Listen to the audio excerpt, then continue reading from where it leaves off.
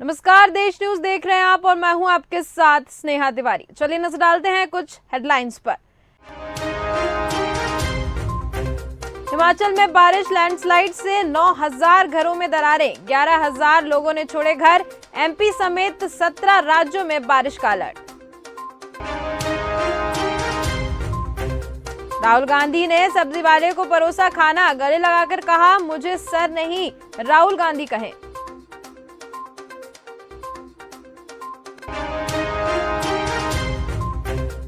अयोध्या में सीएम योगी ने रामलला की उतारी आरती, मंदिर निर्माण देखा, महंत रामचंद्र दास परमहंस को दी श्रद्धांजलि।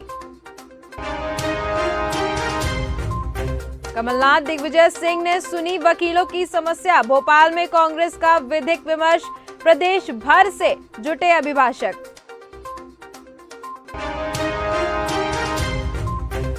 कानपुर जेल में ट्रेनिंग, फिर अपना कारोबार करेंगे बंदी, मोजा बनाने की 22 यूनिट पर काम।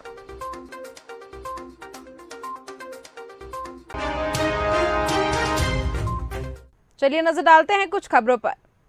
हिमाचल और उत्तराखंड में बारिश और लैंडस्लाइड ने काफी तबाही मचाई है। हिमाचल में 9,000 से अधिक घर क्षतिग्रस्त हुए हैं। 11,000 लोगों ने पलायन किया, जबकि 330 लोगों की जान चली गई है। यही वजह है कि लोग अब घर छोड़कर जाने को मजबूर हैं। इनके घरों में दरारें आ गई हैं और नीचे की मिट्टी बह गई है। किसी भी वक्त घर गिर सकता है। कुछ लोगों ने प्रदेश ही छोड़ दिया है। बारिश, बाढ़, फ्लैश फ्लड और जमीन धंसने से 10,000 करोड़ रुपए से अधिक का नुकसान आंका गया है।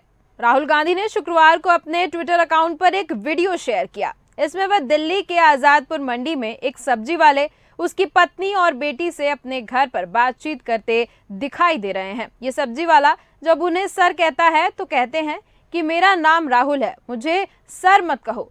राहुल उन्हें खाना पीना भी परोसते हैं। राहुल ने वीडियो के साथ लिखा है कि रामेश्वर जी उस भारत की आवाज है जिसकी पीड़ा, मुद्दे और चुनौतियां आज मुख्य धारा की बहस से बहुत दूर हैं।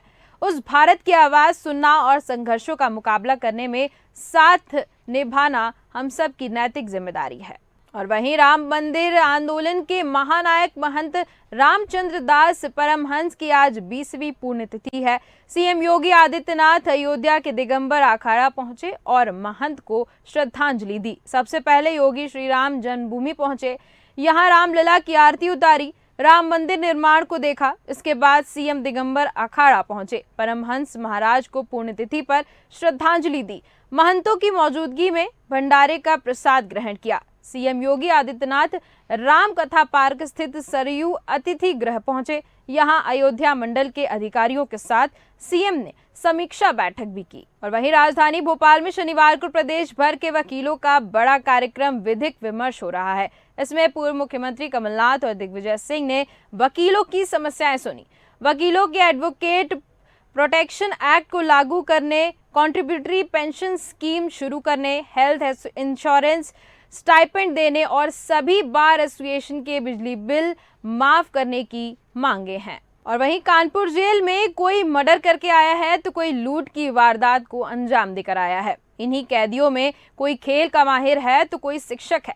इसके अलावा कई कारोबारी भी किसी न किसी अपराध के चलते जेल में बंद हैं।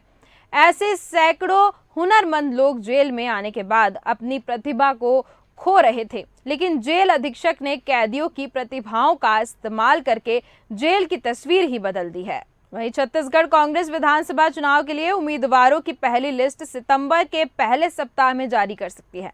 केसी वेणुगोपाल, अजय माकन ने पॉलिटिकल अफेयर कमेटी और लोकसभा पर्यवेक्षकों की बैठक ली है, जिसमें कुमारी शैलजा, मुख्यमंत्री भूपेश बघेल, प्रदेश अध्यक्ष दीपक बैज, प्रभारी सचिव चंदन यादव और चुनाव के लिए बनाए गए पर्यवेक्षकों के अलावा स्क्रीनिंग कमेटी के सदस्य शामिल रहे। राष्ट्रवादी कांग्रेस पार्टी चीफ शरद पवार ने कहा कि प्रधानमंत्री मणिपुर की महिलाओं का दर्द नहीं समझते हैं।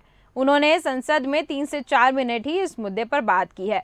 वह इसे लेकर गंभीर हैं। उन्होंने कहा, सरकार मणिपुर में हिंसा पर काबू पाने में पूरी तरह से फेल है। वहां दो समुदाय लड़ रहे हैं, लोग एक दूसरे पर हमला कर रहे हैं, घरों में आग लगाई जा रही है, लोग मारे जा रहे हैं, महिलाओं को निवस्त्र कर खुलेआम सड़कों पर दौड़ाया जा रहा है। ये सबसे खराब स्थिति है। उन्होंने कहा कि पीएम को वहां जाना चाहिए था और लोगों का विश्वास हासिल करना चाहिए था, लेकिन उन्होंने ऐसा नहीं किया। शरद ने ऐसा महाराष्ट्र के बीड में रैली को संबोधित करते हुए कहा है।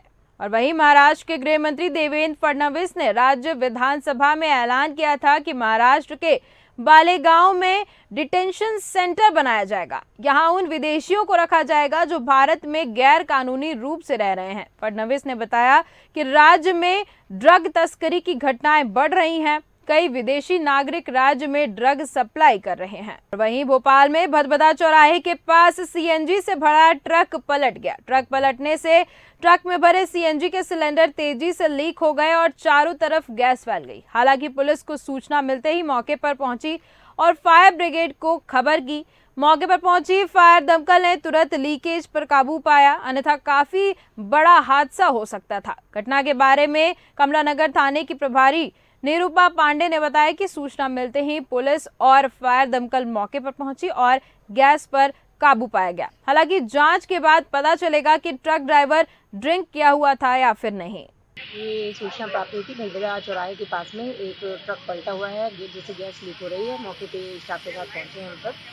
पुलिस फोर्स हमारे सीएसपी एसीपी सभी पहुंचे हुए हैं, स्टाफ भी पहुंचा हुआ है। हमने बैरिकेडिंग कर दी। उसमें सीएनजी गैस थी जो लीक कर रही थी। उसकी 4 या 5 सिलेंडर जो थे उनका नॉब टूट गया या खुल गया था, जिससे गैस काफ़ी मात्रा में रिसाव हो रही थी, जिसको टेक्निकल टीम ने आके बंद करने का प्रयास किया, पर फिर भी कुछ रिसाव हो रहा था। टेक्निकल टीम द्वारा बोला गया कि जब ये पूरा रिसाव खत्म हो जाएगा उसके बाद ही इसको यहाँ से मूव कर पाना संभव हो पाएगा।